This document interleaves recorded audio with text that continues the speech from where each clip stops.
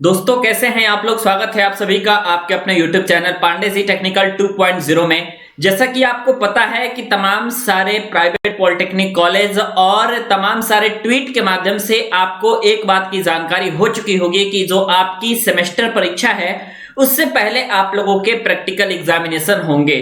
ठीक है, अब प्रैक्टिकल एग्जामिनेशन जो है एक तरीके से हम ये कह सकते हैं कि जो प्रैक्टिकल एग्जाम है वो आपके लिए सबसे ज्यादा इंपॉर्टेंट रहता है।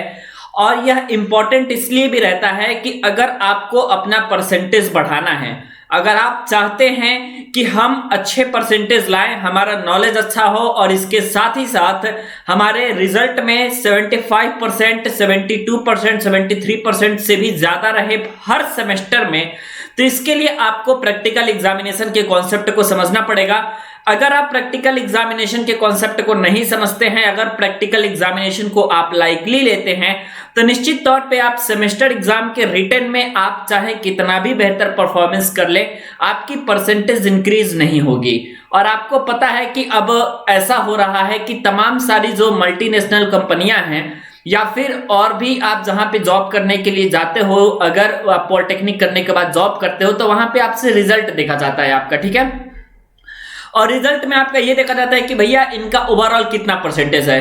अब जो है 75% से अगर आपका कम आ रहा है ना ओवरऑल, तो मैं इतना मानूंगा कि बहुत अच्छी रेपुटेटेड कंपनी में जॉब मिलने के चांसेस आपके बहुत कम हो जाते हैं अगर 75% से भी कम आपका ओवरऑल परसेंटेज रहता है तो। ठीक है, अब मैं आपको बताता हूं भाई, प्रैक्टिकल एग्जामिनेशन में नंबर लेने के लिए बहुत ज्यादा मेहनत नहीं करना पड़ेगा। अगर आप थ्योरी एग्जामिनेशन में नंबर की बात करोगे तो टोटल आपका पेपर जो होता है 50 मार्क्स का होता है, हर रिटन पेपर आपका। ठीक है, कोई कोई पेपर 60 मार्क्स का होता है, लेकिन आप एवरेज मान करके चलिए 50 मार्क्स का पेपर होता है। यहां पे अगर आप बहुत तैयारी किए रहेंगे ना, तब जाकर के आप 35 प्लस रहेगा। अगर आपकी तैयारी 110% रहेगी, यानी इस तरीके की तैयारी है कि आपको पूरे फॉर्मूले, पूरे डायग्राम, पूरी थ्योरी, पूरी कॉन्सेप्ट आपको आती है, उस स्थिति में आपका अगर आपका 35 प्लस आता है तो ये बहुत बड़ी बात है। लेकिन प्रैक्टिकल में सिर्फ आपको एक चीज करना है, वाइवा। वाइवा आपका बेहतर होना चाहिए, प्रैक्टिकल नॉलेज आपका बेहतर होना चाहिए, और जो प्रैक्टिकल की कॉपी आप लिखते हैं वो बहुत शानदार तरीके से लिखा, हैंडराइटिंग वगैरह बहुत अच्छे तरीके से बना करके। तो अगर आप इन तीन चीजों को फॉलो करते हो तो निश्चित तौर पे आप इतना समझ लीजिएगा कि प्रैक्टिकल में आप अच्छे नंबर को लाएंगे। ठीक है, अब प्रैक्टिकल के बारे में मैं बता रहा हूं कि आपको कैसे तैयारी करनी है। इसका मतलब ये नहीं है कि आप सेमेस्टर एग्जाम को छोड़ दीजिएगा, जी नहीं। प्रैक्टिकल में आपको बस अच्छा नंबर लाना है, आपको कोशिश ये करना है कि हम रिटन को तैयार करें। अब मेरी बातों को जरा समझिएगा, अगर आप रिटन एग्जाम के प्रोस्पेक्टिव से तैयार करोगे तो आपका वाइवा ऑटोमेटिक तैयार हो जाएगा। फिजिक्स में अगर आप रिटन एग्जाम की तैयारी करते हो तो वाइवा आपका आराम से तैयार हो जाता है, कोई दिक्कत की बात नहीं है। एक्स्ट्रा वाइवा के लिए कुछ पढ़ना नहीं है, वही सिलेबस ही आपको पढ़ना है। ठीक है, और आपको जो है ज्यादा से ज्यादा कोशिश ये करनी है कि हमारा ओवरऑल जो है आपके जितने सब्जेक्ट हैं टोटल, आपको पता है कि भैया किसी किसी में 5 सब्जेक्ट निकलेंगे, किसी किसी में 6 सब्जेक्ट निकलेंगे।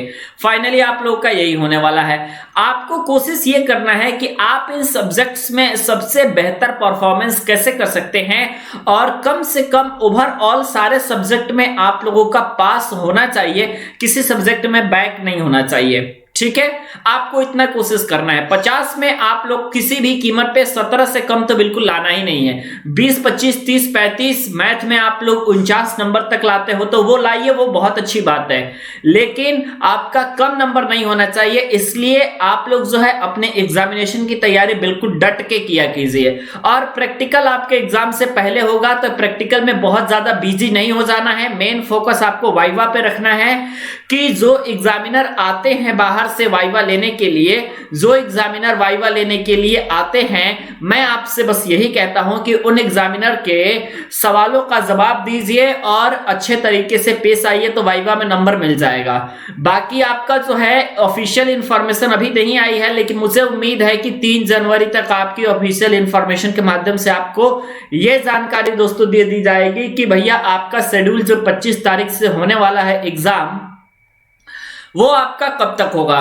ठीक है, 25 तारीख से जो आपका एग्जाम होने वाला है उसकी टेंटेटिव शेड्यूल क्या रहेगी, पहले आपका कौन सा पेपर होगा, मैथ होगा, फिजिक्स होगा, केमिस्ट्री होगा, कौन से विषय आपके पहले होंगे, इत्यादि सारी जानकारियां आपको मिल जाएंगी, कोई दिक्कत की बात नहीं है। ठीक है, ये सारी बातों पे आपको विशेषकर ख्याल करके चलना है और कोशिश करना है कि अच्छे से अच्छे मार्क्स को लाए। लेकिन फिर भी अगर किसी स्टूडेंट को ऐसा लग रहा है कि वो सेमेस्टर एग्जाम में उसको दिक्कत होगी, वो पास नहीं हो पाएगा, तो आप सभी स्टूडेंट क्रैश कोर्स को ज्वाइन कर सकते हैं, जिसके लिए नंबर आपके सामने शो हो रहा है और यहाँ पे आपके पूरे कंप्लीट क्लासेस चलती हैं फर्स्ट सेमेस्टर की। ठीक है, तो नंबर पे कॉल करके क्लासेस को ज्वाइन कर सकते हैं। बाकी बहुत सारी और वीडियोस आपको दे दी जाती हैं जो कि यूट्यूब पे फ्री क्लासेस बहुत सारी चली हुई हैं, तो आप उसके प्लेलिस्ट को चेक कर सकते हैं और प्लेलिस्ट के माध्यम से आप सारी जानकारियां ले सकते हैं। बाकी मिलते हैं हम नेक्स्ट वीडियोस में।